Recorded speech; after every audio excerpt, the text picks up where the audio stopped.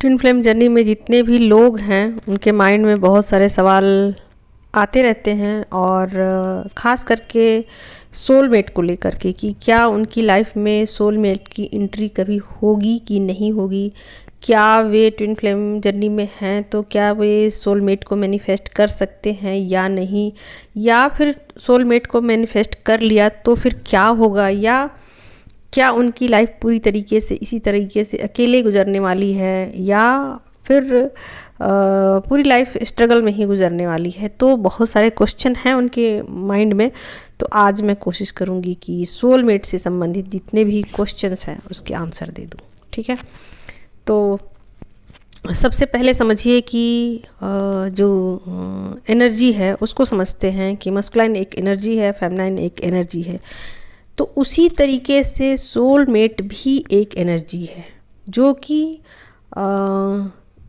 Masculine और feminine जो twin flame में होते हैं, जर्नी में होते हैं, उनकी एनर्जी से कम की एनर्जी होती है। यानी कि आप भी पास्ट लाइफ में बहुत सारे जन्मों में सोलमेट की ज़िंदगी को जी चुके हो, और लगातार ये ज़िंदगी जीने के बाद आपने ही ये डिसीजन लिया कि अब ये जर्नी का कोई मतलब नहीं है, काफ़ी ये जर्नी बोरिंग हो चुकी है और इससे मन ऊब चुका है और इस जर्नी का कोई पर्पस नहीं दिखाई देता। तो ऐसे में आपने ही मैनिफेस्ट कर लिया कि नहीं, ये अब जर्नी पॉसिबल नहीं है कंटिन्यू करना, और आपने ही एक स्पिरिचुअल जर्नी को मैनिफेस्ट कर लिया और डिवाइन के द्वारा आपकी प्लानिंग की गई जर्नी की और आपको ट्विन फ्लेम जर्नी दे दी गई।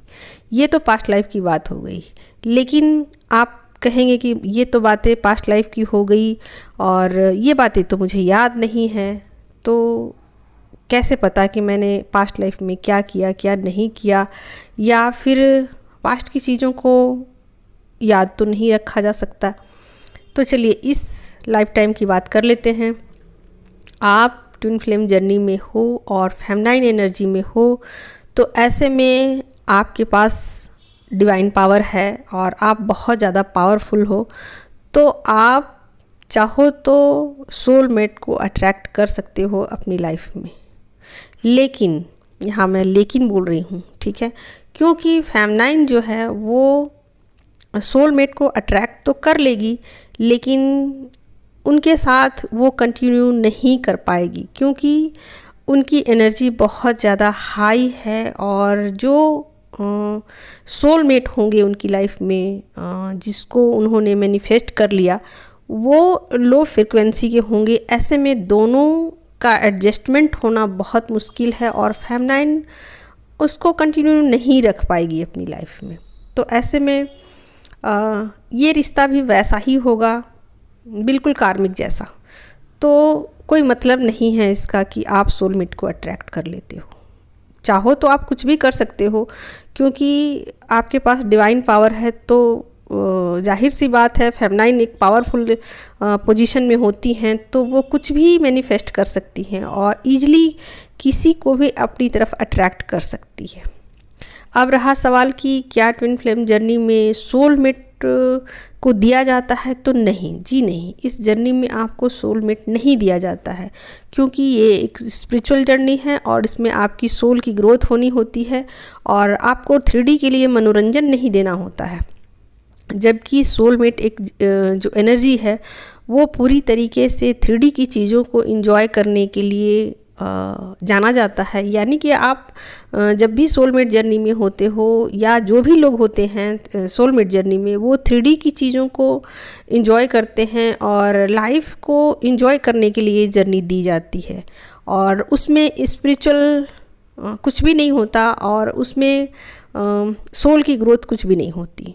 तो ऐसे में आपको नहीं दी जाती है। आपके लाइफ में कार्मिक भेजे जाते हैं ताकि आपकी कार्मिक बैगेज रिलीज हो सके और आपकी सोल की ग्रोथ हो सके। तो इसीलिए आपकी सोल की ग्रोथ के लिए आपको आपके डीएम दिए जाते हैं और कार्मिक आपकी लाइफ में आपके बैगेज को रिलीज करने के लिए भेजे जाते हैं। तो 2 रिश्ते ही दिए जाते हैं।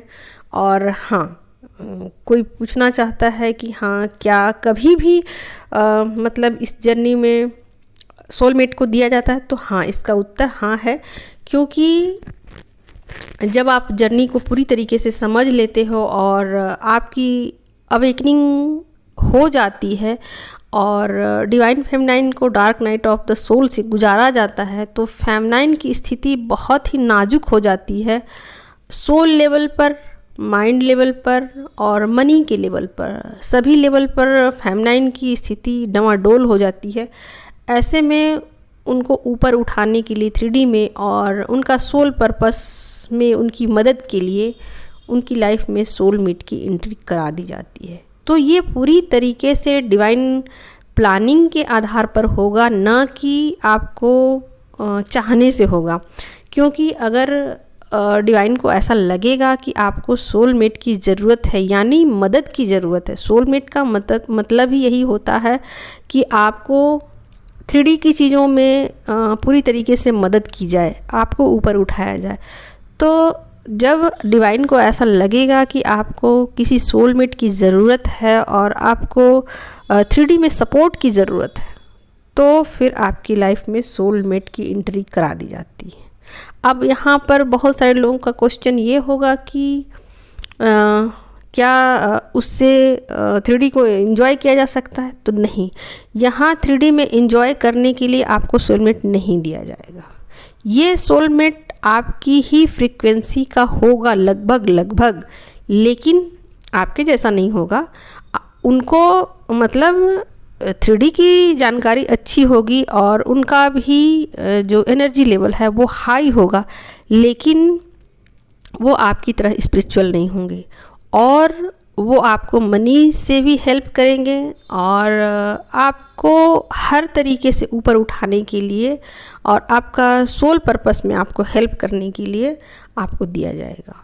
तो मान के चलिए कि इसमें या तो आपका कोई दोस्त पुराना हो सकता है, आपका कोई रिश्तेदार पुराना हो सकता है, या फिर आपके बच्चे हो सकते हैं। तो ये चीज़ें पर्सन टू पर्सन डिपेंड करेंगी कि इसके लाइफ में कौन है कौन नहीं है। तो ये सबके सिचुएशंस जैसे होंगे उसके अनुसार से सोलमेट उनकी लाइफ में भेजा जाएगा। तो उम्मीद है दोस्तों कि आपको बहुत सारे क्वेश्चन का आंसर मिल चुका होगा।